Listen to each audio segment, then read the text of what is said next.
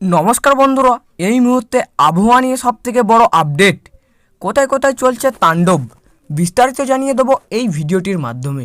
ভালো লাগলে লাইক করবেন এবং চ্যানেলটিকে সাবস্ক্রাইব করবেন।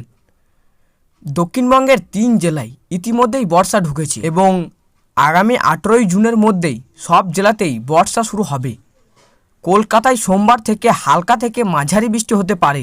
হাওয়া অফিসের পূর্বাভাস অনুযায়ী আগামী 18ই জুনের মধ্যেই দক্ষিণবঙ্গের সব জেলাতেই বর্ষা ঢুকে যাবে, অর্থাৎ মাঝ সপ্তাহে অর্থাৎ বুধবার সব জেলাতেই বর্ষা শুরু হবে।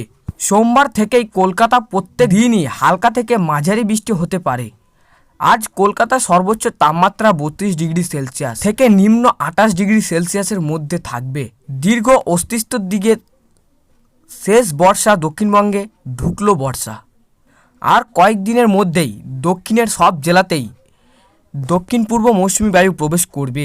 কলকাতা সহ গাঙ্গেয় উপত্যকায় প্রায় সব জেলাতেই বৃষ্টি হবে।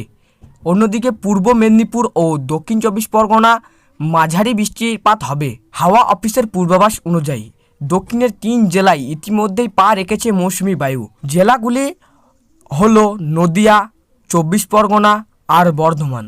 আগামী 19শে জুন দক্ষিণবঙ্গের বীরভূম, মুর্শিদাবাদ, পূর্ব বর্ধমান বৃষ্টির সম্ভাবনা বেশি রয়েছে। উত্তরবঙ্গের 2 দিনাজপুরের খুব বৃষ্টির সম্ভাবনা রয়েছে। আগামী 28শে জুন দক্ষিণবঙ্গের প্রায় সব জেলাতেই বৃষ্টি হবে, তবে এই দিন উত্তর ও দক্ষিণ 24 পরগনা অতি ভারী বৃষ্টির সম্ভাবনা রয়েছে। আগামী 17ই জুন উত্তরবঙ্গের মালদা ও উত্তর দিনাজপুরে বেশি বৃষ্টি হবে। 17ই জুন থেকেই দক্ষিণবঙ্গের সব জেলাতেই বৃষ্টির সম্ভাবনা রয়েছে। এই ছিল আজকের আবহাওয়া খবর। ভালো লাগলে লাইক করবেন এবং চ্যানেলটিকে সাবস্ক্রাইব করবেন।